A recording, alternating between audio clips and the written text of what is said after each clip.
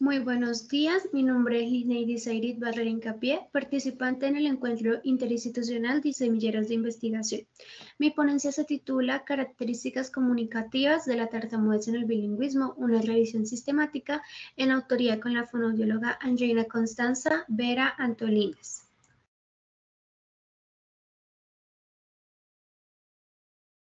Introducción. La comunicación es una necesidad vital en el ser humano. Hemos visto su evolución desde el tiempo de los Homo sapiens. A partir de esto surge la teoría de que la lengua o el lenguaje es algo totalmente innato. Noam Chomsky en 1957 nos indica sobre una lengua materna, que es la primera lengua que adquiere el ser humano en su hogar. A partir de la adquisición de una lengua materna, existe la curiosidad sobre el aprendizaje de una segunda lengua, que es lo que conocemos actualmente como bilingüismo, esa capacidad que tiene la persona para poder manejar dos o más lenguas. Por mucho tiempo se ha creído que al tener o aprender más de un idioma, es decir, el ser bilingüe, puede causar problemas en el lenguaje. Es por ello que Robert Owens en el 2003 nos indica dos tipos de adquisición: la adquisición simultánea y la adquisición sucesiva. La simultánea es aquella adquisición que se da de manera igual para ambos idiomas antes de los 3 años, es decir, el niño llega a aprender los dos idiomas antes de los 3 años en su hogar. Luego tenemos la adquisición sucesiva, que es aquella adquisición donde se aprende la primera lengua en el hogar y después de los 2 o 3 años se llega a aprender la segunda lengua en la escuela.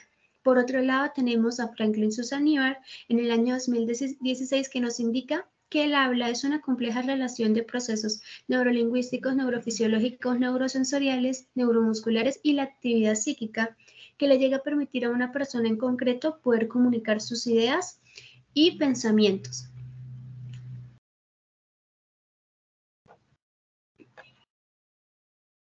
Por otro lado, tenemos el modelo de ruta de procesamiento del lenguaje de Hicot y Popper en el año 2007, el cual nos van a indicar cómo sucede todo este procesamiento del lenguaje y habla en el cerebro. Iniciamos con el análisis espectrotemporal, que es el análisis de todos los sonidos de la naturaleza. Este se da de manera igual en ambos hemisferios.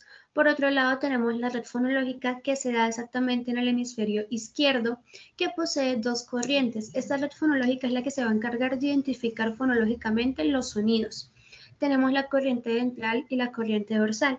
La corriente ventral tiene dos funciones, que está la red conceptual, que nos va a permitir a ese sonido darle un significado, y la red combinatoria es la que nos permite a todas esas palabras aisladas que escuchamos poderlas unir, enlazar y poder crear una palabra concreta. Luego tenemos por arriba de la red fonológica la corriente dorsal, que tiene también, pues digamos, dos fases, que son la interfaz sensoriomotor, que se va a encargar de convertir esa estimulación auditivo-sensorial en motora, y tenemos la red articulatoria, pues que se va a encargar de poder producir físicamente el habla. Cabe destacar que cuando tenemos alguna falla en este procesamiento del lenguaje, se llegan a producir ciertas dificultades, como lo es la tartamudez, que es un trastorno en el desarrollo de la fluidez del habla. Se caracteriza por tener ciertas fallas de fluidez en el discurso, porque algunas palabras se repiten constantemente y demás. Continuamos ahora con la metodología de esta revisión sistemática. Se realizó por medio de revisión sistemática PICO, con criterios de elegibilidad, inclusión y exclusión, y tenemos la metodología PRISMA, la cual también se utilizó para los resultados. Estos resultados pues se realizaron a partir de 4 fases, que fueron identificación, screening, fase de elegibilidad y fase de inclusión. Luego tuvimos, gracias a estas 4 fases, pues para nuestra pregunta problema, ¿cuáles son las características comunicativas de la tartamudez en bilingüismo?, una respuesta en un total de 15 artículos que representaron el 100%. Incluyemos revisiones sistemáticas, artículos científicos y trabajos de grado, que nos arrojaron características neurológicas, cognitivas, lingüísticas, psicológicas y motoras. Además, sobre la edad de adquisición y el tartamudear en ambos idiomas. Por medio de estos resultados, pues pudimos analizar y discutir cuáles son aquellas características neurológicas de la tartamudez en el bilingüismo. Encontramos que en 2 artículos nos mencionaban que existía una mielinización reducida en el cuerpo calloso, había disminución en la materia blanca e inhibición interhemisférica, lo cual llegaba a causar una activación atípica del hemisferio derecho. Cabe destacar que es cierto que existan ciertos cambios en el cerebro de un niño con tartamudez debido a que como existen ciertas fallas de materia blanca, hay una mielinización reducida en el cuerpo calloso, se es necesario que exista una activación del hemisferio derecho para ayudar al izquierdo a completar los procesos de comunicación.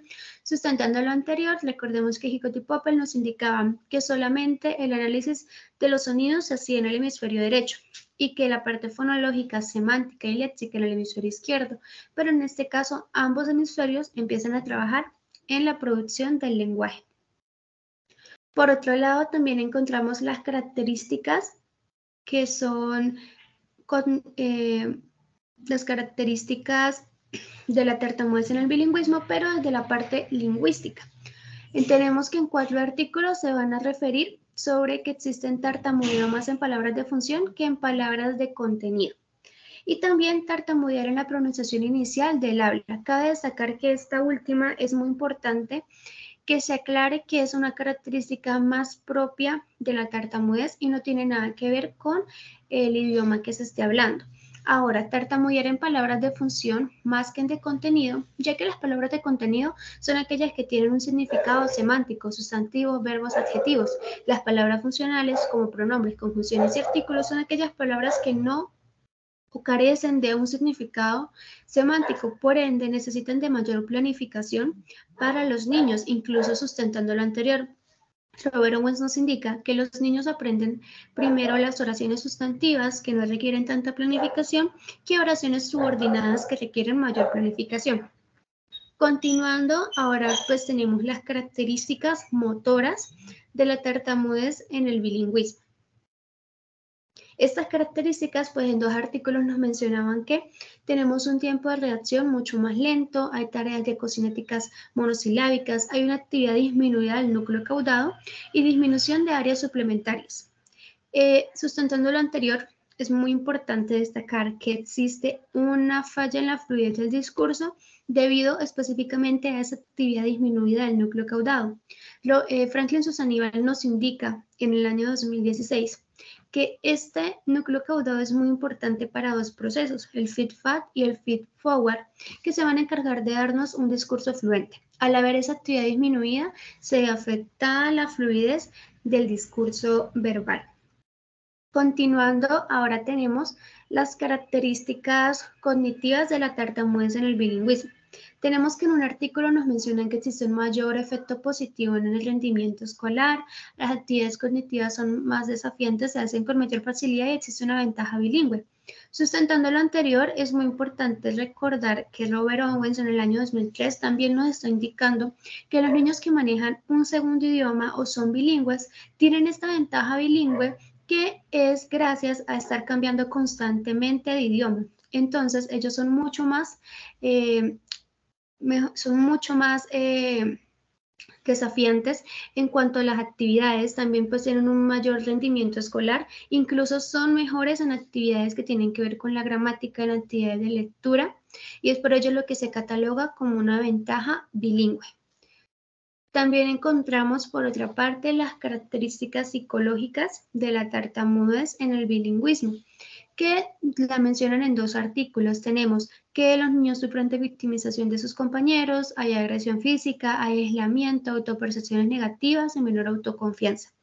Cabe destacar que en estos artículos nos aclaran que estas características psicológicas las sufren los niños al tener la tartamudez y no son una causa de la tartamudez misma. Y por último, encontramos la edad de adquisición, y pues también el dominio del lenguaje respecto a la tartamudez en el bilingüismo. En 5 artículos nos están refiriendo que se puede llegar a ser igual de competente en ambos idiomas. Claramente va a haber un dominio en uno de los idiomas sobre el otro, esto depende mucho del uso y del contexto, que existe mayor riesgo de tartamudear en el caso de que se aprenda un segundo idioma, pero también es muy importante que no en todos los casos, al ser bilingüe, se llega a sufrir de tartamudez. Incluso los niños que son bilingües llegan a tener una identificación falsa positiva de tartamudez. Por último, tenemos las conclusiones. Estas nos indican que la tartamudez en el bilingüismo, como hemos podido observar a lo largo de la ponencia, se centra más en aspectos neurolingüísticos que en aspectos neuromotores del habla, es decir, que existe un evidente cambio relacionado a la parte neurológica. Esta investigación nos lleva a los profesionales de la salud a preguntarnos si la tartamudez puede llegar a tener origen a nivel cerebral y, siendo así, cuál es el tratamiento que se está utilizando actualmente para poder superarla. La tartamudez es evidente que se va a presentar en ambos idiomas, a pesar de que exista un idioma más dominante respecto al otro. En el caso de presentar la tartamudez, se va a hacer en ambos idiomas, es por ello que es muy importante que si se trabaja un tratamiento, se haga en ambos idiomas. Continuando con las conclusiones, también tenemos que los fonoaudiólogos debemos tener en cuenta que la tartamudez, o como cualquier otro trastorno del habla, no se trata de manera unidisciplinar, es un trabajo interdisciplinar, ya que como hemos podido observar, tenemos aspectos no solamente comunicativos, sino también aspectos neurológicos, cognitivos y psicológicos.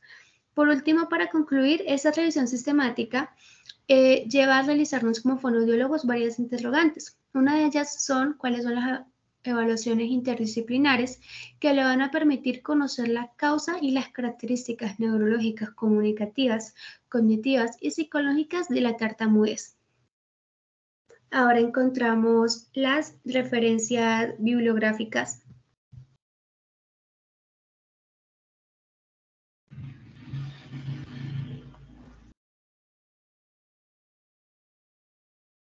Muchas gracias por su atención.